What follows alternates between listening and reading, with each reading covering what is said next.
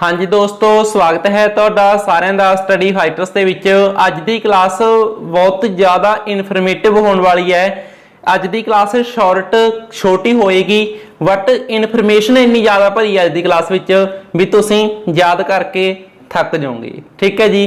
तो देखो जो वीर काव्य है, वीर काव्य ਦੇ ਵਿੱਚ जो भी ਸਾਹਿਤ रचा गया वारां दे रूप विच, जंगनामे दे रूप विच, तां ओह सारे दा इतिहास की है, उस इतिहासिक झलक नूं अज असीं पेश करांगे। तां देखो जी, जदों असीं गल करदे हां ਸਾਹਿਤ ਦੇ इतिहास दी तां इस नूं मुख तौर ते असीं तीन हिस्सिਆਂ ਦੇ ਵਿੱਚ ਵੰਡਦੇ हां।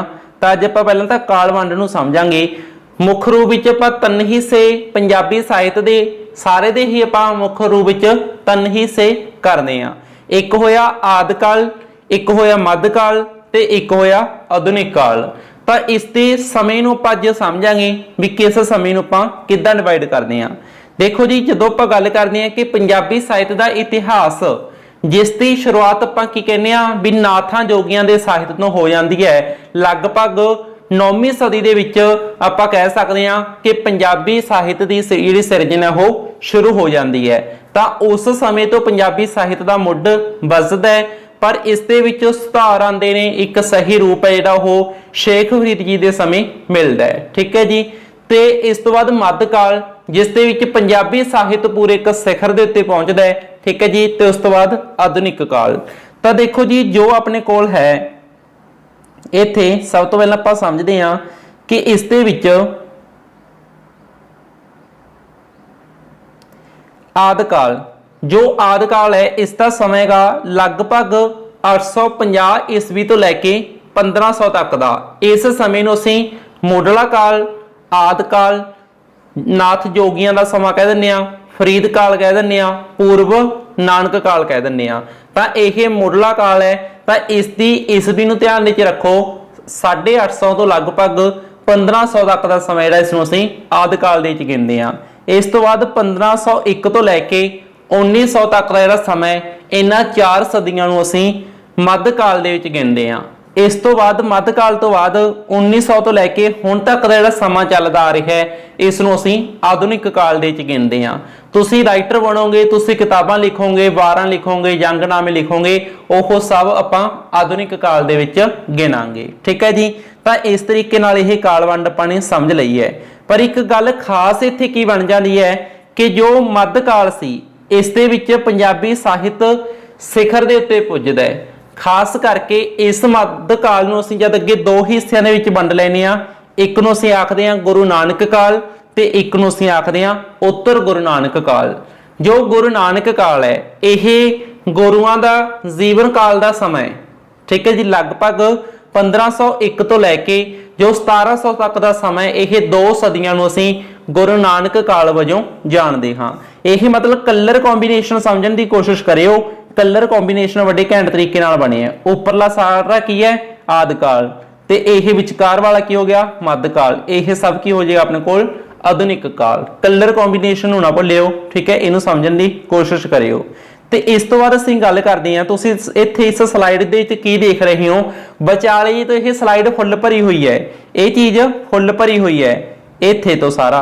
ताही इसनूं, ताही इनू पंजाबी ਸਾਹਿਤ ਦਾ की कहा जाता है जी, सुनहरी काल कहा जाता है। तो गुरु नानक काल नूं सुनहरी काल असीं कह रहे हैं। तो इसका मैं रंग भी सुनहरी ही किया स्लाइड का, ध्यान दे के रखियो। अज तो बाद नहीं तुसीं कदे भुल्लने चाहिए। ठीक है जी। तो देखो हुण आपां गल कर रहे सी कि मध्यकाल नूं अगे दो हिस्सिਆਂ ਦੇ ਵਿੱਚ वंडिया गया। लगभग 1400 जो आपां कहने भी 1469 ईस्वी ਦੇ ਵਿੱਚ श्री गुरु नानक देव जी ਦਾ प्रकाश हुंदा है, जन्म हुंदा है। ਤੇ ਉਸ ਤੋਂ ਬਾਅਦ ਜਿਹੜਾ ਆਪਾਂ ਸਦੀ ਦੇ ਅਕੋਰਡਿੰਗ ਮੰਨਦੇ ਆ ਤਾਂ ਆਪਾਂ ਅਪਰੋਕਸੀਮੇਟ 1501 ਤੋਂ ਲੈ ਕੇ, ਕਿਉਂਕਿ 1500 ਵਾਲੀ ਜਿਹੜੀ ਮਤਲਬ ਈਸਵੀ ਸੀ, ਇਸ ਦੇ ਵਿੱਚ ਹੀ ਉਹਨਾਂ ਨੇ ਆਪਣੀ ਸਾਹਿਤ ਸਿਰਜਣਾ ਸ਼ੁਰੂ ਕੀਤੀ।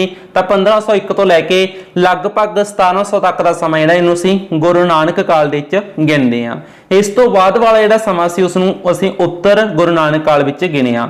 पर इस तो उपर वाले मैं पूर्व गुरु नानक काल क्यों नहीं लिखिया, क्योंकि गुरु नानक देव जी के जन्म तो पहले अपन पता ही नहीं सी भी उन्होंने आप गुरु नानक काल कहांगे।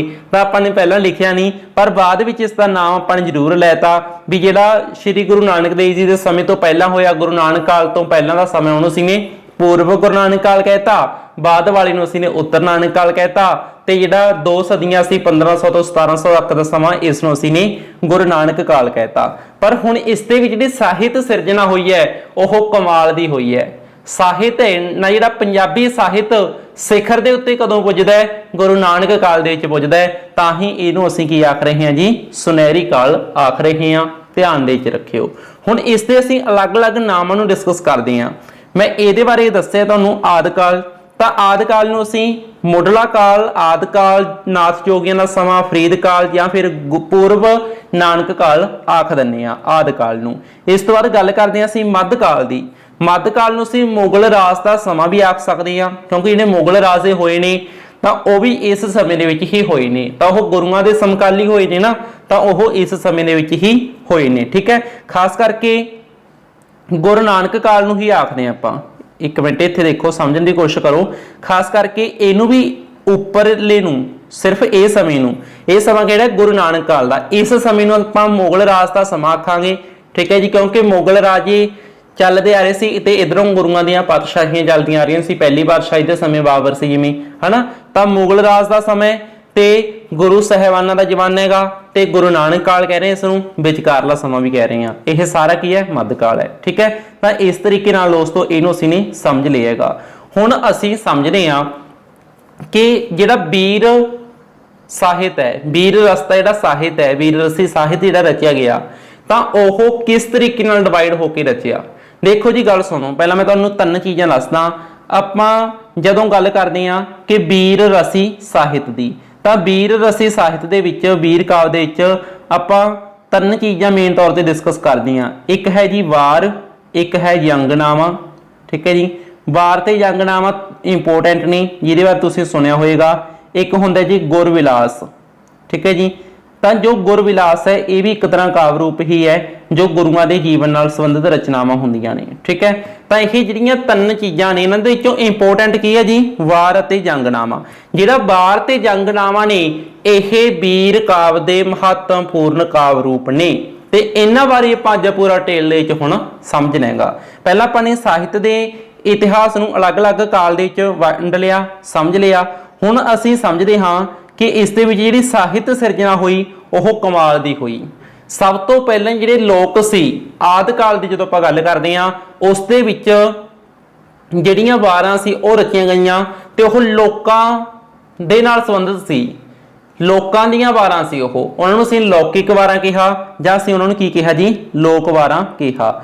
ਲੋਕ ਵਾਰਾਂ ਦਾ ਅਰਥ ਲੋਕ ਹੀ ਉਸਦੇ ਨਾਇਕ, ਲੋਕ ਹੀ ਖਲਨਾਇਕ ਨੇ। ਠੀਕ ਹੈ, ਸਿੰਪਲ ਜੀ ਗੱਲ ਹੈ। ਠੀਕ ਹੈ, ਤਾਂ ਲੌਕਿਕ ਵਾਰਾਂ 6 ਰਚੀਆਂ ਗਈਆਂ। 6 ਲੋਕ ਵਾਰਾਂ ਦੀ ਰਚਨਾ ਹੋਈ। ਇਹਨੂੰ ਨਾ ਭੁੱਲ ਜਿਓ, ਇਹ ਇਹਦੇ ਲਈ ਹੀ ਹੈ, ਕਲਰ ਕੰਬੀਨੇਸ਼ਨ ਨੂੰ ਸਮਝਿਓ ਵੀ ਇਹ ਆਦਿ ਕਾਲ ਦੇ ਸਾਹਮਣੇ ਮੈਂ ਇਹ ਕਲਰ ਲਿਖਿਆ, ਆਧੁਨਿਕ ਕਾਲ ਦੇ ਸਾਹਮਣੇ ਇਹ, ਗੁਰੂ ਨਾਨਕ ਕਾਲ ਦੇ ਸਾਹਮਣੇ ਇਹ ਕਲਰ, ਇਹਦੇ ਸਾਹਮਣੇ ਇਹ ਕਲਰ। ਠੀਕ ਹੈ, ਕਲਰ ਕੰਬੀਨੇਸ਼ਨ ਜਿਹੜਾ ਉਹ ਮੋਸਟ ਇੰਪੋਰਟੈਂਟ ਹੈ, ਸਮਝਣ ਵਾਲਾ ਹੈਗਾ। ਠੀਕ ਹੈ ਜੀ, ਤਾਂ 6 ਲੋਕ ਵਾਰਾਂ ਦੀ ਸਿਰਜਣਾ ਹੁੰਦੀ ਹੈ।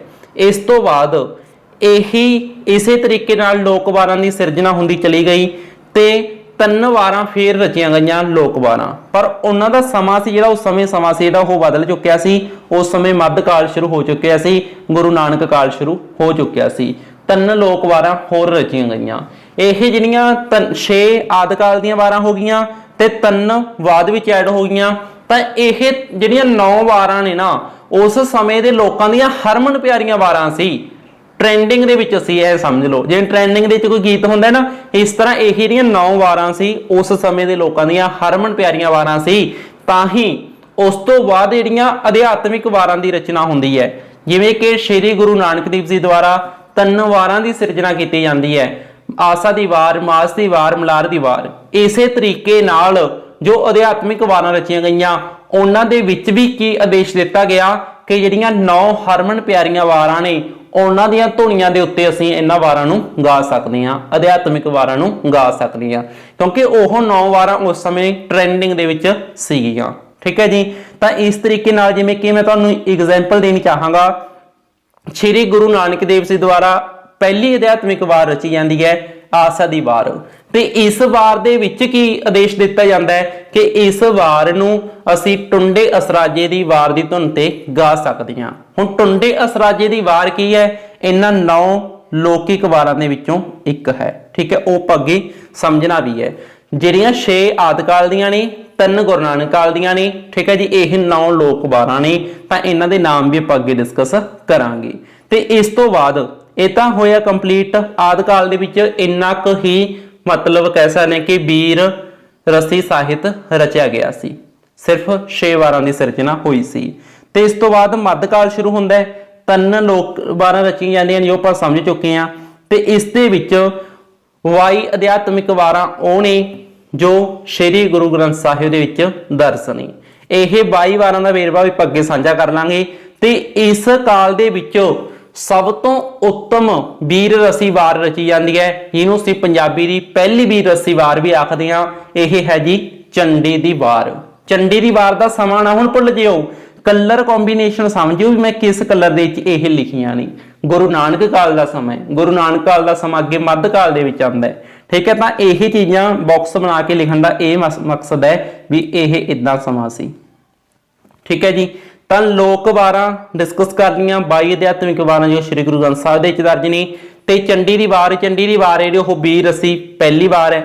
ਠੀਕ ਹੈ ਜੀ, ਤੇ ਜਿਸ ਦੇ ਵਿੱਚ ਵੀਰ ਰਸ ਕੁੱਟ ਕੇ ਭਰਿਆ। ਅਧਿਆਤਮਿਕ ਵਾਰਾਂ ਦੇ ਵਿੱਚ ਅਧਿਆਤਮਿਕਤਾ ਦੀ ਗੱਲ ਹੈ, ਉਹਨਾਂ ਨੂੰ ਮਤਲਬ ਵੀਰ ਰਸ ਦੇ ਵਿੱਚ ਨਾ ਗਿਣਿਓ। ਠੀਕ ਹੈ, ਉਹਨਾਂ ਦੇ ਵਿੱਚ ਸ਼ਾਂਤ ਰਸ ਪ੍ਰਧਾਨ ਹੈ। ਠੀਕ ਹੈ ਜੀ, ਇਸ ਚੀਜ਼ ਨੂੰ ਧਿਆਨ ਵਿੱਚ ਰੱਖਿਓ। ਤੇ ਇਸ ਤੋਂ ਬਾਅਦ ਭਾਈ ਗੁਰਦਾਸ ਜੀ ਦੁਆਰਾ ਬਹੁਤ ਥਾਂ ਤੇ ਇਹਨਾਂ ਦੀ ਗਿਣਤੀ ਆਪਾਂ ਨੂੰ 40 ਜਾਂ 39 ਜੋ ਵੀ ਲਿਖੀ ਹੋਈ ਮਿਲਦੀ ਹੈ। ਤਾਂ ਇਹ ਵੀ ਕੀ ਨੇ ਜੀ, ਅਧਿਆਤਮਿਕ ਵਾਰਾਂ ਨੇ। ਤਾਂ ਇਹ ਵੀ ਅਧਿਆਤਮਿਕ ਵਾਰਾਂ ਨੇ। ਠੀਕ ਹੈ, ਤੇ ਇਹ ਜਿਹੜੀਆਂ ਵਾਰਾਂ ਨੇ ਅਲੱਗ ਤੋਂ ਇੱਕ ਸੰਗ੍ਰਹਿ ਦੇ ਰੂਪ ਵਿੱਚ ਨੇ, ਸ੍ਰੀ ਗੁਰੂ ਗ੍ਰੰਥ ਸਾਹਿਬ ਵਿੱਚ ਦਰਜ ਨਹੀਂ ਹੈਗੀਆਂ। ਤੇ ਕੁਝ ਹੋਰ ਵਾਰਾਂ ਵੀ ਹੋਣਗੀਆਂ ਇਸ ਕਾਲ ਦੀਆਂ ਜੋ ਆਪਾਂ ਅੱਗੇ ਸਮਝਣੀਆਂ ਨੇ। ਤੇ ਇਸ ਤੋਂ ਬਾਅਦ ਸਮਾਂ ਬਦਲਦਾ ਹੈ ਤੇ ਗੁਰੂ ਨਾਨਕ ਕਾਲ ਉੱਤਰ ਜਾਂਦਾ ਹੈ। ਮਤਲਬ ਕਿ ਅੱਗੇ ਸਮਾਂ ਜਿਹੜਾ ਸ਼ੁਰੂ ਹੁੰਦਾ ਉਹ ਹੁੰਦਾ ਹੈ ਉੱਤਰ ਗੁਰੂ ਨਾਨਕ ਕਾਲ ਦਾ। ਪਰ ਵੀਰ ਰਸੀ ਸਾਹਿਤ ਹਲੇ ਵੀ ਰਚਿਆ ਜਾ ਰਿਹਾ ਹੈ। ਪਹਿਲਾਂ ਕੀ ਹੋਏਗੀਆਂ, ਲੋਕ ਵਾਰਾਂ ਰਚੀਆਂ ਗਈਆਂ, ਅਧਿਆਤਮਿਕ ਵਾਰਾਂ ਰਚੀਆਂ ਗਈਆਂ, ਚੰਡੀ ਦੀ ਵਾਰ ਰਚੀ ਗਈ, ਤੇ ਭਾਈ ਗੁਰਦਾਸ ਜੀ ਦੁਆਰਾ ਵੀ ਵਾਰਾਂ ਰਚੀਆਂ ਗਈਆਂ, ਚੰਡੀ ਦੀ ਵਾਰ ਰਚੀ ਗਈ। ਠੀਕ ਹੈ, ਤੇ ਇਸ ਤੋਂ ਬਾਅਦ ਫਿਰ ਅੱਗੇ ਇੱਕ ਵੀਰ ਰਸੀ ਵਾਰ ਹੋਰ ਰਚੀ ਜਾਂਦੀ ਹੈ। ਮੈਂ ਇੱਥੇ ਮੇਨ ਦੱਸ ਰਿਹਾ, ਅੱਗੇ ਸਾਰੀਆਂ ਦੱਸਾਂਗਾ। ਨਾਦਰ ਸ਼ਾਹ ਦੀ ਵਾਰ। ਚੰਡੀ ਦੀ ਵਾਰ ਨੂੰ ਅਸੀਂ ਪਹਿਲੀ ਵੀਰ ਰਸੀ ਵਾਰ ਆਖਦੇ ਸੀ, ਤੇ ਚੰਡੀ ਦੀ ਵਾਰ ਨੂੰ ਅਸੀਂ ਸਭ ਤੋਂ ਉੱਤਮ ਰਚਨਾ ਮੰਨਦੇ ਹਾਂ ਵੀਰ ਰਸ ਦੀ। ਠੀਕ ਹੈ, ਵੀਰ ਰਸੀ ਵਾਰਾਂ ਦੇ ਵਿੱਚੋਂ ਸਭ ਤੋਂ ਪਹਿਲਾ ਸਥਾਨ ਕਿਹਨੂੰ ਮਿਲਦਾ ਹੈ, ਚੰਡੀ ਦੀ ਵਾਰ ਨੂੰ। ਚੰਡੀ ਦੀ ਵਾਰ ਤੋਂ ਬਾਅਦ ਦੂਸਰਾ ਸਥਾਨ ਮਿਲਦਾ ਜੀ ਨਾਦਰ ਸ਼ਾਹ ਦੀ ਵਾਰ ਨੂੰ, ਜੋ ਨਜ਼ਾਬਤ ਦੁਆਰਾ ਰਚੀ ਜਾਂਦੀ ਹੈ। ਇਸ ਤੋਂ ਬਾਅਦ ਜਦੋਂ ਮੱਧ ਕਾਲ ਚੱਲ ਰਿਹਾ ਸੀ, ਠੀਕ ਹੈ ਜੀ, ਤੇ ਮੱਧ ਕਾਲ ਹੀ ਕਵਾਂਗੇ ਆਪਾਂ, ਗੁਰੂ ਨਾਨਕ ਕਾਲ ਜਾਂ ਉੱਤਰ ਕਾਲ ਦੇ ਵਿੱਚ ਨਾ ਕਨਫਿਊਜ਼ਨ ਚ ਪਿਓ। ਮੱਧ ਕਾਲ ਦੇ ਵਿੱਚ ਹੀ ਹੁਣ ਜੰਗਨਾਮੇ ਦਾ ਜਿਹੜਾ ਕਾਵਿ ਰੂਪ ਹੈ ਉਹ ਹੋਂਦ ਦੇ ਵਿੱਚ ਆ ਜਾਂਦਾ ਹੈ। ਫਿਲਹਾਲ ਕੀ ਸੀ, 12 ਰਚੀਆਂ ਜਾ ਰਹੀਆਂ ਸੀ, ਸਿਰਫ ਜੋ ਵੀਰ ਰਸੀ ਵਾਰਾਂ ਸੀ ਉਹਨਾਂ ਦੇ ਨਾਲ ਹੀ ਵੀਰ ਕਾਵਿ ਸੀ ਜਿਹੜਾ ਉਹ ਚੱਲ ਰਿਹਾ ਸੀ। ਪਰ ਇਸ ਤੋਂ ਬਾਅਦ ਕੀ ਹੁੰਦਾ, ਲਗਭਗ 17ਵੀਂ ਸਦੀ ਦੇ ਵਿੱਚ ਜੰਗਨਾਮੇ ਦੀ ਰਚਨਾ ਸ਼ੁਰੂ ਹੋ ਜਾਂਦੀ ਹੈ। ਠੀਕ ਹੈ ਜੀ, ਪਰ ਉਹ ਜੰਗਨਾਮੇ ਫਲॉप ਹੋ ਜਾਂਦੇ ਨੇ। ਇਸ ਤੋਂ ਬਾਅਦ ਫਿਰ 18ਵੀਂ ਸਦੀ ਦੇ ਵਿੱਚ ਜਾ ਕੇ ਲਗਭਗ ਆਪਾਂ ਕਹਿ ਸਕਦੇ ਹਾਂ ਕਿ 1700 ਵਾਲੀ ਲਾਈਨ ਦੇ ਵਿੱਚ 1700 ਤੋਂ 1900 ਤੱਕ ਇਹਦਾ ਮਤਲਬ ਉੱਤਰ ਗੁਰੂ ਨਾਨਕ ਕਾਲ ਦੇ ਵਿੱਚ ਮੁਕਬਲ ਜੰਗਨਾਮਾ ਲਿਖਦਾ ਹੈ। ਮੁਕਬਲ ਦਾ ਜੰਗਨਾਮਾ ਫੇਮਸ ਹੋ ਜਾਂਦਾ ਹੈ ਤੇ ਲੋਕਾਂ ਦੇ ਵਿੱਚ ਜੰਗਨਾਮੇ ਲਿਖਣ ਦੀ ਚੇਟਕ ਲੱਗ ਜਾਂਦੀ ਹੈ। ਉਹਨਾਂ ਨੇ ਜੰਗਨਾਮੇ ਲਿਖਣੇ ਸ਼ੁਰੂ ਕਰਤੇ। ਹੁਣ ਕੀ ਦੱਸ ਰਿਹਾ ਮੈਂ ਤੁਹਾਨੂੰ, ਪਹਿਲਾਂ ਸਿਰਫ 12 ਸੀ, ਫਿਰ ਮੱਧਕਾਲ ਦੇ ਵਿੱਚ ਆ ਕੇ ਨਾਲ ਜੰਗਨਾਮਾ ਇੱਕ ਨਵਾਂ ਕਾਵਿ ਰੂਪ ਹੋਰ ਸ਼ੁਰੂ ਹੋ ਜਾਂਦਾ ਹੈ। ਠੀਕ ਹੈ ਜੀ, ਤਾਂ ਇਸ ਤਰੀਕੇ ਨਾਲ ਜੰਗਨਾਮੇ ਲਿਖੇ ਜਾਂਦੇ ਨੇ। ਤਾਂ ਸਭ ਤੋਂ ਮਸ਼ਹੂਰ ਜੰਗਨਾਮਾ ਹੁੰਦਾ ਹੈ, ਸਭ ਤੋਂ ਜ਼ਿਆਦਾ ਜੋ ਲੋਕਾਂ ਦੁਆਰਾ ਸੁਣਿਆ ਜਾਂਦਾ ਹੈ, ਸਭ ਤੋਂ ਵੱਧ ਲੋਕਾਂ ਦੁਆਰਾ ਪੜ੍ਹਿਆ ਜਾਂਦਾ ਹੈ, ਜੰਗਨਾਮਾ ਸਿੰਘਾਂ ਤੇ ਫਰੰਗੀਆਂ ਦਾ। ਤਾਂ ਇਸ ਤਰੀਕੇ ਨਾਲ ਇਹ ਕਿਸ ਕਾਲ ਦੀ ਰਚਨਾ ਹੋਈ, ਉੱਤਰ ਗੁਰੂ ਨਾਨਕ ਕਾਲ ਦੀ ਰਚਨਾ ਹੋਈ। ਨਾਦਰ ਸ਼ਾਹ ਦੀ ਵਾਰ ਉੱਤਰ ਗੁਰੂ ਨਾਨਕ ਕਾਲ ਦੀ ਰਚਨਾ ਹੋਈ, ਚੰਡੀ ਦੀ ਵਾਰ ਨਾਨਕ ਕਾਲ ਦੀ ਰਚਨਾ ਹੋਈ। ਤਾਂ ਹੁਣ ਮੈਂ ਕਹਿੰਦਾ ਕਾਲ ਬਾਰੇ ਤਾਂ ਨਹੀਂ ਤੁਸੀਂ ਕਦੇ ਉਲਝ ਸਕਦੇ, ਇਹ ਆਪਾਂ ਨੇ ਇੰਨਾ ਵਧੀਆ ਤਰੀਕੇ ਨਾਲ ਸਲਾਈਡਾਂ ਦੇ ਰੂਪ ਵਿੱਚ ਸਮਝਿਏਗਾ। ਠੀਕ ਹੈ ਜੀ, ਇਹ ਤੁਹਾਡੇ ਲਈ ਸਲਾਈਡਾਂ ਇਸ ਲਈ ਬਣਾਈਆਂ ਤਾਂ ਕਿ ਤੁਸੀਂ ਇਹਨਾਂ 'ਚ ਕਨਫਿਊਜ਼ਨ ਕਦੇ ਵੀ ਨਾ ਤੁਹਾਨੂੰ ਅੱਜ ਤੋਂ ਬਾਅਦ ਹੋਵੇ। ਹੁਣ ਅਸੀਂ ਇਹਨਾਂ ਦਾ ਹੋਰ ਵੇਰਵਾ ਜਿਹੜਾ ਉਹ ਅੱਗੇ ਸਮਝਦੇ ਹਾਂ। ਠੀਕ ਹੈ ਜੀ, ਅੱਗੇ ਪੂਰਾ ਅਗਲੀ ਸਲਾਈਡ ਦੇ ਵਿੱਚ ਕਲਰ ਕੰਬੀਨੇਸ਼ਨ ਇਸੇ ਧਿਆਨ ਵਿੱਚ ਰੱਖਿਓ। ਇਹ ਆਦਿ ਕਾਲ ਲਈ ਹੈ, ਇਹ ਮੱਧ ਕਾਲ ਲਈ ਹੈ, ਕਲਰ ਇਹ ਆਧੁਨਿਕ ਕਾਲ ਦੇ ਲਈ ਹੈ। ਤਾਂ ਦੇਖੋ ਇਹੀ ਕਲਰ ਕੰਬੀਨੇਸ਼ਨ ਵਰਤਦੇ ਹੋਏ ਅੱਗੇ ਆਪਾਂ ਨੇ 12 ਦੀ ਇੱਕ ਲਿਸਟ ਜਾਰੀ ਕਰ ਦਿੱਤੀ ਹੈ। ਦੇਖੋ ਜੀ, ਸਭ ਤੋਂ ਪਹਿਲਾਂ ਆਦਿ ਕਾਲ ਦੀਆਂ ਇਹ 6 ਵਾਰਾਂ ਆਦਿ ਕਾਲ ਦੀਆਂ ਨੇ, ਤੇ ਮੱਧ ਕਾਲ ਲੰਮਾ ਹੈ। ਮੱਧ ਕਾਲ ਸਭ ਤੋਂ ਵੱਡਾ ਕਿਉਂ ਹੈ, ਦੇਖੋ ਮੱਧ ਕਾਲ ਦੀ ਸਲਾਈਡ ਇੱਥੇ ਸਭ ਤੋਂ ਵੱਡੀ ਹੈ, ਇਹ ਛੋਟੀ ਜੀ ਹੈ, ਇਹ ਵੀ ਛੋਟੀ ਜੀ ਹੈ, ਦੇਖੋ ਇਹ ਵੀ ਛੋਟੀ ਜੀ ਹੈ। ਇਹ ਸਭ ਤੋਂ ਵੱਡੀ ਕਿਉਂ ਹੈ? ਕਿਉਂਕਿ ਇਹ ਸੁਨਹਿਰੀ ਯੁੱਗ ਸੀ। ਠੀਕ ਹੈ ਜੀ, ਸੁਨਹਿਰੀ ਯੁੱਗ ਸੀ, ਇਹਦੇ ਵਿੱਚ ਸਭ ਤੋਂ ਵੱਧ ਰਚਨਾਵਾਂ ਹੋਈਆਂ, ਸਭ ਤੋਂ ਉੱਤਮ ਰਚਨਾਵਾਂ ਹੋਈਆਂ। ਹੁਣ ਆਪਾਂ ਇਹਨੂੰ ਥੋੜਾ ਜਿਹਾ ਡਿਟੇਲ ਦੇ ਵਿੱਚ ਜਾ ਕੇ ਸਮਝਣ ਦੀ ਕੋਸ਼ਿਸ਼ ਕਰਦੇ ਹਾਂ। ਦੇਖੋ ਜੀ, ਜਦੋਂ ਆਪਾਂ ਗੱਲ ਕਰਾਂਗੇ ਆਧੁਨਿਕ ਕਾਲ ਦੀ, ਆਧੁਨਿਕ ਕਾਲ ਦੇ ਵਿੱਚ 6 ਲੋਕ ਵਾਰਾਂ ਰਚੀਆਂ ਗਈਆਂ। ਰਾਏ ਕਮਾਲ ਮੌਸ ਦੀ ਵਾਰ, ਟੁੰਡੇ ਅਸਰਾਜੇ ਦੀ ਵਾਰ, ਸਿਕੰਦਰ ਇਬਰਾਹਿਮ ਦੀ ਵਾਰ, ਲਾਲਾ ਬਹਿਲੀਮਾ ਦੀ ਵਾਰ, ਹਸਨ ਮਹਿਮੇ ਦੀ ਵਾਰ ਤੇ ਮੂਸੇ ਦੀ ਵਾਰ। ਇਹ 6 ਕੀ ਸੀ? ਲੋਕ ਵਾਰਾਂ ਸੀ। ਇਸ ਤੋਂ ਬਾਅਦ ਮੱਧਕਾਲ ਸ਼ੁਰੂ ਹੋ ਜਾਂਦਾ। ਦੇਖੋ ਇਹ ਕਲਰ ਕੰਬੀਨੇਸ਼ਨ ਸਮਝੋ। ਮੱਧਕਾਲ ਇਸ ਦੇ ਵਿੱਚ ਖਾਸ ਕਰਕੇ ਕਹਾਂਗੇ ਗੁਰੂ ਨਾਨਕ ਕਾਲ। ਤਾਂ ਇਸ ਦੇ ਵਿੱਚ 3 ਲੋਕ ਵਾਰਾਂ ਹੋਰ ਰਚੀਆਂ ਜਾਂਦੀਆਂ ਨੇ। ਮਲਕ ਮੁਰੀਦ ਤਥਾ ਚੰਦਰਹੜਾ ਸੋਹੀਆ ਦੀ ਵਾਰ, ਜ਼ੋਦੇ ਵੀਰ ਪੁਰਵਾਨੀ ਦੀ ਵਾਰ ਤੇ ਰਾਣਾ ਕੈਲਾਸ਼ ਤਥਾ ਮਾਲਦੇਵ ਦੀ ਵਾਰ। ਤਾਂ ਇਹ 9 ਵਾਰਾਂ ਨੇ ਜਿਹੜੀਆਂ ਉਹ ਰਚੀ ਹੋ ਗਈਆਂ। ਠੀਕ ਹੈ, 3 ਹੁਣ ਰਚੀਆਂ ਗਈਆਂ ਕਿਹੜੇ ਕਾਲ ਦੇ ਵਿੱਚ? ਮੱਧਕਾਲ ਦੇ ਵਿੱਚ। ਮੱਧਕਾਲ ਦੇ ਵਿੱਚੋਂ ਵੀ ਛੋਟਾ ਹਿੱਸਾ ਕਿਹੜਾ? ਇਹ ਕਲਰ ਕਿਹੜਾ ਹੈਗਾ? ਸੁਨਹਿਰੀ ਯੁੱਗ ਵਾਲਾ ਗੁਰੂ ਨਾਨਕ ਕਾਲ। ਤਾਂ ਇਸ ਦੇ ਵਿੱਚ 3 ਰਚੀਆਂ ਗਈਆਂ। ਇਸ ਤਰ੍ਹਾਂ 9 ਕੀ ਹੋ ਗਈਆਂ? ਇਹ ਲੋਕ ਵਾਰਾਂ ਹੋ ਗਈਆਂ ਜੋ ਉਸ ਸਮੇਂ ਦੇ ਲੋਕਾਂ ਦੀਆਂ ਕੀ ਸੀ? ਹਰਮਨ ਪਿਆਰੀਆਂ ਵਾਰਾਂ ਸੀ। ਤਾਂ ਜਦੋਂ ਉਸ ਸਮੇਂ ਦੇ ਲੋਕਾਂ ਦੀਆਂ ਹਰਮਨ ਪਿਆਰੀਆਂ ਵਾਰਾਂ ਇਹ 9 ਸੀ ਤਾਂ ਇਹਨਾਂ ਨੂੰ ਆਧਾਰ ਬਣਾ ਕੇ ਗਾਉਣ ਦਾ ਆਦੇਸ਼ ਦਿੱਤਾ ਗਿਆ, ਜੇ ਮੈਂ ਤੁਹਾਡੇ ਨਾਲ ਅੱਗੇ ਪਹਿਲਾਂ ਆਲਰੇਡੀ ਡਿਸਕਸ ਕਰ ਚੁੱਕੇ ਹਾਂ। ਠੀਕ ਹੈ ਜੀ, ਤਾਂ ਦੇਖੋ ਹੁਣ ਆਪਾਂ ਸਮਝਦੇ ਹਾਂ ਕਿ ਜਿਹੜਾ ਇਹ ਮੱਧਕਾਲ ਸੀ, ਹੁਣ ਮੱਧਕਾਲ ਦੇ ਉੱਤੇ ਫੋਕਸ ਕਰਦੇ ਹਾਂ ਆਪਾਂ। ਠੀਕ ਹੈ, ਮੱਧਕਾਲ ਦੇ ਵਿੱਚ ਜਿਹੜਾ ਇਹ ਹੈ ਗੁਰੂ ਨਾਨਕ ਕਾਲ ਹੈ, ਇਹ ਉੱਤਰ ਗੁਰੂ ਨਾਨਕ ਕਾਲ ਹੈ। ਇਹਦੇ ਵਿੱਚ 3 ਲੋਕ ਵਾਰਾਂ, ਚੰਡੀ ਦੀ ਵਾਰ ਇਸ ਦੇ ਵਿੱਚ ਆ ਗਈ ਤੇ ਅਧਿਆਤਮਿਕ ਵਾਰਾਂ ਆ ਗਈਆਂ। ਅਧਿਆਤਮਿਕ ਵਾਰਾਂ ਦੇ ਵਿੱਚ 22 ਵਾਰਾਂ ਉਹ ਨੇ ਜੋ ਸ੍ਰੀ ਗੁਰੂ ਗ੍ਰੰਥ ਸਾਹਿਬ ਦੇ ਵਿੱਚ ਦਰਜ ਨੇ। 39 ਵਾਰਾਂ ਭਾਈ ਗੁਰਦਾਸ ਜੀ ਦੀਆਂ ਨੇ। 2 ਵਾਰਾਂ ਇਹ ਮੰਨਿਆ ਜਾਂਦਾ ਵੀ ਇੱਕ ਹੋਰ ਭਾਈ ਗੁਰਦਾਸ ਜੀ ਸਨ, ਉਹਨਾਂ ਦੀਆਂ ਨੇ। ਠੀਕ ਹੈ, ਤਾਂ ਇੱਕ ਵਾਰ ਜਿਹੜੀ ਉਹ ਭਾਈ ਕਲਿਆਣ ਜੀ ਦੀ ਮੰਨੀ ਜਾਂਦੀ ਹੈ। ਤਾਂ ਇਸ ਤਰੀਕੇ ਨਾਲ ਇਹ ਕਹਿ ਸਕਦੇ ਹਾਂ ਕਿ ਅਧਿਆਤਮਿਕ ਵਾਰਾਂ ਨੇ ਜਿਹੜੀਆਂ ਉਹ ਮੰਨੀਆਂ ਜਾਂਦੀਆਂ ਨੇ। ਠੀਕ ਹੈ ਜੀ, ਤੇ ਇਸ ਤੋਂ ਬਾਅਦ ਜੋ ਮੱਧਕਾਲ ਦਾ ਸਮਾਂ ਉਸ ਦੇ ਵਿੱਚ ਅੱਗੇ ਆ ਜਾਂਦਾ ਜੀ ਸਮਾਂ ਆਪਣੇ ਕੋਲ। ਮੱਧਕਾਲ ਦੇ ਵਿੱਚ ਇਹ ਜਿਹੜੀ ਸਲਾਈਡ ਹੈ, ਇਹ ਕਲਰ ਕੰਬੀਨੇਸ਼ਨ ਹੈ, ਇਹ ਕਿਸ ਚੀਜ਼ ਨੂੰ ਰਿਪਰੈਜ਼ੈਂਟ ਕਰ ਰਿਹਾ ਹੈਗਾ? ਉੱਤਰ ਗੁਰੂ ਨਾਨਕ ਕਾਲ ਨੂੰ। ਦੇਖੋ ਮੱਧਕਾਲ ਅੱਗੇ 2 ਹਿੱਸਿਆਂ 'ਚ ਵੰਡਿਆ ਜਾਂਦਾ, ਉੱਤਰ ਗੁਰੂ ਨਾਨਕ ਕਾਲ। ਤਾਂ ਉੱਤਰ ਗੁਰੂ ਨਾਨਕ ਕਾਲ ਦੇ ਵਿੱਚ ਇਹ 12 ਰਚੀਆਂ ਜਾਂਦੀਆਂ ਨੇ, ਜਿਵੇਂ ਕਿ ਬਾਰ ਭੇੜੇ ਜੀ ਕੀ ਪਾਤਸ਼ਾਹੀ 10ਵੀਂ ਅਗਿਆਤ ਦੁਆਰਾ ਲਿਖੀ ਗਈ ਹੈ। ਠੀਕ ਹੈ, ਤੇ ਲਵ ਕੁਸ਼ ਦੀ ਵਾਰ ਦੇਵੀਦਾਸ ਦੁਆਰਾ ਵੀ ਲਿਖੀ ਗਈ। ਇੱਕ ਲਵ ਕੁਸ਼ ਦੀ ਵਾਰ ਅਲੱਗ ਹੈ ਜੋ ਯਸ਼ੋਦਾ ਨੰਦਨ ਦੁਆਰਾ ਲਿਖੀ ਗਈ। ਕਾਨ ਭਗਵਾਨ ਦੀ ਵਾਰ ਜੋ ਤੇਜਪਾਨ ਦੁਆਰਾ ਲਿਖੀ ਗਈ। ਪਾਤਸ਼ਾਹੀ 10ਵੀਂ ਜੋ ਕਵੀ ਗੁਰਦਾਸ, ਇਹ ਕਵੀ ਗੁਰਦਾਸ ਉਹੀ ਹੈ ਜੋ ਆਪਾਂ ਨੂੰ ਭਾਈ ਗੁਰਦਾਸ ਦੀਆਂ 12 ਦੇ ਨਾਲ ਭੁਲੇਖਾ ਪਾਉਂਦਾ ਹੈ। ਠੀਕ ਹੈ, ਇੱਕ ਗੁਰਦਾਸ ਤਾਂ ਉਹੀ ਜਿਨ੍ਹਾਂ ਨੇ ਆਦਿ ਗ੍ਰੰਥ ਸਾਹਿਬ ਲਿਖਿਆਰੀ ਦੀ ਭੂਮਿਕਾ ਨਿਭਾਈ ਤੇ ਇੱਕ ਗੁਰਦਾਸ ਅਲੱਗ ਤੋਂ ਹੈ। ਠੀਕ ਹੈ ਜੀ, ਇਹਨਾਂ ਦੀ ਗਿਣਤੀ ਕਰਕੇ ਹੀ ਆਪਾਂ ਨੂੰ ਭਾਈ ਗੁਰਦਾਸ ਜੀ ਦੀਆਂ 12 ਦੀ ਗਿਣਤੀ ਦੇ ਵਿੱਚ ਸ਼ੰਕਾ ਰਹਿੰਦੀ ਹੈ। ਠੀਕ ਹੈ ਜੀ, ਤੇ ਇਸ ਤੋਂ ਬਾਅਦ ਆਪਾਂ ਸਮਝਦੇ ਹਾਂ ਨਾਦਰ ਸ਼ਾਹ ਦੀ ਵਾਰ। ਨਾਦਰ ਸ਼ਾਹ ਦੀ ਵਾਰ ਦੇਖੋ ਹੁਣ ਕਿਸ ਦੇ ਵਿੱਚ ਕਵਰ ਹੋ ਰਹੀਆਂ ਨੇ? ਇਹ ਸਾਰੀਆਂ ਵਾਰਾਂ ਉੱਤਰ ਦੇ ਵਿੱਚ, ਉੱਤਰ ਨਾਨਕ ਕਾਲ। ਉੱਪਰ ਵਾਲਾ ਕਿਹੜਾ ਜਿਹੜਾ ਇਹ ਸੁਨਹਿਰੀ ਹੈ, ਇਹ ਕੀ ਹੈ? ਨਾਨਕ ਕਾਲ ਹੈ।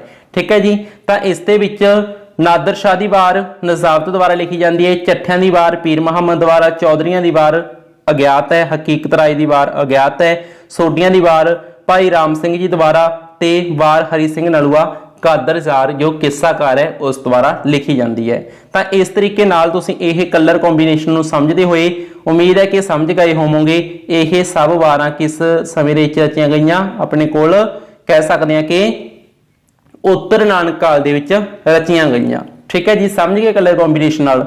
ਪਰ ਇਹ ਕਲਰ ਕੰਬੀਨੇਸ਼ਨ ਇੰਨਾ ਸੌਖਾ ਨਹੀਂ, ਹੋਰ ਵੀ ਡੀਪ ਦੇ ਵਿੱਚ ਲੈ ਕੇ ਜਾਊਂਗਾ ਮੈਂ ਤੁਹਾਨੂੰ। ਤਾਂ ਦੇਖੋ ਮੱਧਕਾਲ ਦਾ ਸਮਾਂ 2 ਹਿੱਸਿਆਂ 'ਚ ਵੰਡਤਾ। ਇਹ ਥਿਰ ਜਿਹੜਾ ਐਵੇਂ ਵੰਡਿਆ ਨਾ, ਇਹ ਵੰਡੇ ਗਿਆ, ਸਮਝ ਗਏ? ਮਤਲਬ ਕਿ 18ਵੀਂ ਸਦੀ ਤੋਂ ਉੱਤਰ ਨਾਨਕ ਕਾਲ ਸ਼ੁਰੂ ਹੁੰਦਾ ਹੈ ਨਾ, ਤਾਂ 18ਵੀਂ ਸਦੀ ਦੇ ਵਿੱਚ ਜੰਗਨਾਮਾ ਲਿਖਣ ਦੀ ਸ਼ੁਰੂਆਤ ਕੌਣ ਕਰਦਾ ਜੀ? ਮੁਕਬਲ ਕਰਦਾ ਹੈ। ਕੀ ਜੰਗਨਾਮਾ ਲਿਖਦਾ? ਉਹ ਜੰਗਨਾਮਾ ਇਮਾਮ ਹੁਸੈਨ ਮੁਕਬਲ ਦੁਆਰਾ ਲਿਖਿਆ ਗਿਆ ਤਾਂ ਉਹ ਪ੍ਰਸਿੱਧ ਹੋ ਗਿਆ। ਪਰ ਇਸ ਤੋਂ ਪਹਿਲਾਂ ਵੀ ਸ਼ੁਰੂਆਤ ਕਰ ਦਿੱਤੀ ਸੀ। ਕਿੰਨਾ ਨੇ ਕਰ ਦਿੱਤੀ ਸੀ ਜੀ? ਕਹਿ ਸਕਦੇ ਹਾਂ ਪੀਰ ਮੁਹੰਮਦ ਕਾਸਵੀ ਦੁਆਰਾ ਲਿਖਿਆ ਗਿਆ ਸੀ ਜੰਗਨਾਮਾ ਇਮਾਮ ਹੁਸੈਨ, ਜੋ ਕਿ ਪਹਿਲਾ ਜੰਗਨਾਮਾ ਮੰਨਿਆ ਜਾਂਦਾ ਹੈ। ਠੀਕ ਹੈ, ਤੇ ਇੱਕ ਜੰਗਨਾਮਾ ਲਿਖਿਆ ਗਿਆ ਹਾਫਿਜ਼ ਬਰਖੁਰਦਾਰ ਦੁਆਰਾ। ਠੀਕ ਹੈ, ਹਾਫਿਜ਼ ਬਰਖੁਰਦਾਰ। ਤਾਂ ਇਹਨਾਂ ਨੇ ਜੰਗਨਾਮੇ ਲਿਖੇ ਪਰ ਇਹ ਪ੍ਰਸਿੱਧ ਨਾ ਹੋਏ। ਤੇ ਇਸ ਤੋਂ ਬਾਅਦ ਫਿਰ ਜਦੋਂ 18ਵੀਂ ਸਦੀ ਦੀ ਸ਼ੁਰੂਆਤ ਹੁੰਦੀ ਹੈ ਤਾਂ ਜੰਗਨਾਮਾ ਲਿਖਿਆ ਜਾਂਦਾ ਹੈ ਮੁਕਬਲ ਦੁਆਰਾ, ਜੰਗਨਾਮਾ ਇਮਾਮ ਹੁਸੈਨ, ਜੋ ਪ੍ਰਸਿੱਧ ਹੋ ਜਾਂਦਾ ਹੈ ਤੇ ਜੰਗਨਾਮੇ ਦੀ ਲੋਕਾਂ ਨੂੰ ਚੇਟਕ ਲੱਗ ਜਾਂਦੀ ਵੀ ਜੰਗਨਾਮਾ ਵੀ ਘੈਂਟ ਚੀਜ਼ ਹੈ। ਪਹਿਲਾਂ ਲੋਕ 12 ਦੇ ਪਿੱਛੇ ਬਹਿ ਰਹੇ ਸੀ, ਵੀਰ ਕਾਵਿ ਵਿੱਚ ਸਿਰਫ 12 ਰਚੀਆਂ ਜਾ ਰਹੀਆਂ ਸੀ, ਪਰ ਹੁਣ ਜੰਗਨਾਮੇ ਦੀ ਸ਼ੁਰੂਆਤ ਅੱਗੇ ਹੋ ਜਾਂਦੀ ਹੈ। ਠੀਕ ਹੈ, ਤੇ ਇਸ ਤੋਂ ਬਾਅਦ ਆਪਾਂ ਸਮਝਦੇ ਹਾਂ ਕਿ ਜੰਗਨਾਮਾ ਹਾਮਦ ਦੁਆਰਾ ਲਿਖਿਆ ਜਾਂਦਾ ਹੈ, ਇੱਕ ਜੰਗਨਾਮਾ ਮੌਲਵੀ ਰੁਕਨ ਦੀ ਦੁਆਰਾ ਲਿਖਿਆ ਜਾਂਦਾ ਹੈ, ਜੰਗਨਾਮਾ ਹਰੀ ਸਿੰਘ ਸਰਦਾਰ ਹਰੀ ਸਿੰਘ ਨਲੂਆ ਰਾਮ ਦਿਆਲ ਦੁਆਰਾ ਲਿਖਿਆ ਜਾਂਦਾ। ਥੋੜਾ ਜਿਹਾ ਮੈਂ ਇਹਨੂੰ ਜ਼ੂਮ ਕਰਕੇ ਦਿਖਾ ਦਿੰਦਾ। ਤੇ ਇਸ ਤੋਂ ਬਾਅਦ ਜੰਗਨਾਮਾ ਸਿੰਘਾਂ ਦੇ ਫਰੰਗੀਆਂ ਸ਼ਾਹ ਮੁਹੰਮਦ ਦੁਆਰਾ ਲਿਖਿਆ ਜਾਂਦਾ ਹੈ, ਤੇ ਇਸ ਸਮੇਂ ਜੰਗਨਾਮਾ ਦੀ ਜਿਹੜੀ ਰਚਨਾ ਉਹ ਸਿਖਰ ਤੇ ਪਹੁੰਚ ਜਾਂਦੀ ਹੈ, ਜੋ ਕਿ ਕਿਸੇ ਪਹਿਚਾਣ ਦਾ ਮੁਹਤਾਜ ਨਹੀਂ ਹੈਗਾ। ਜੇ ਇਹ ਵੀ ਦੱਸਣੀ ਪੈ ਗਈ ਗੱਲ ਵੀ ਜੰਗਨਾਮਾ ਸਿੰਘਾਂ ਦੀ ਫਰੰਗੀਆਂ ਬਾਰੇ ਵੀ ਕੁਝ ਹੁਣ ਦੱਸਣਾ ਪੈ ਗਿਆ, ਮੈਂ ਕਹਿੰਦਾ ਬੈਚ ਦੇ ਵਿੱਚ ਕਲਾਸ ਦੇ ਵਿੱਚ ਪੜ੍ਹਾਈ ਦਾ ਕੋਈ ਫਾਇਦਾ ਨਾ ਹੋਇਆ। ਤਾਂ ਇਸ ਕਰਕੇ ਪਲੀਜ਼ ਉਹ ਚੀਜ਼ਾਂ ਨੂੰ ਧਿਆਨ ਦੇ ਨਾਲ ਦੇਖਿਆ ਕਰੋ ਜੋ ਵੀ ਚੀਜ਼ਾਂ ਤੁਹਾਨੂੰ ਬੈਚ ਦੇ ਵਿੱਚ ਮਿਲੀਆਂ ਨੇ। ਠੀਕ ਹੈ, ਵੈਸੇ ਮੈਨੂੰ ਲੱਗਦਾ ਨਹੀਂ ਵੀ ਕਿਸੇ ਬੈਚ ਵਾਲੇ ਬੱਚੇ ਦਾ ਡਾਊਟ ਰਹੇਗਾ। ਠੀਕ ਹੈ ਜੀ, ਤਾਂ ਇਸ ਤੋਂ ਬਾਅਦ ਅਸੀਂ ਸਮਝਦੇ ਹਾਂ ਜੰਗਨਾਮਾ ਸਿੰਘਾਂ ਦੀ ਫਰੰਗੀਆਂ ਮਟਕਰਾਏ ਦੁਆਰਾ ਵੀ ਲਿਖਿਆ ਗਿਆ। ਠੀਕ ਹੈ, ਤਾਂ ਇਹ ਜੰਗਨਾਮਾ ਹੁਣ ਇੱਕ ਗੱਲ ਹੋਰ ਧਿਆਨ ਦੇ ਵਿੱਚ ਰੱਖਿਓ, ਕਲਰ ਕੰਬੀਨੇਸ਼ਨ ਦੇਖੋ ਇਸ ਦਾ ਕਿੱਥੇ ਮਿਲਦਾ ਹੈ, ਮੱਧਕਾਲ ਦੇ ਵਿੱਚ। ਹੁਣ ਤਾਂ ਨਹੀਂ ਭੁੱਲਦੇ, ਹੁਣ ਤਾਂ ਉਹ ਚੀਜ਼ਾਂ ਅੱਖਾਂ 'ਚ ਵਸ ਜਾਣਗੀਆਂ, ਤੁਹਾਡੇ ਦਿਮਾਗ 'ਚ ਵਸ ਜਾਣੀ ਚਾਹੀਦੇ ਨੇ ਵੀ ਕਿੱਥੇ ਕਿੱਦਾਂ ਜੀ ਲਿਖਿਆ। ਇਹ ਸਭ ਜੰਗਨਾਮੇ ਮੱਧਕਾਲ ਦੇ ਨੇ।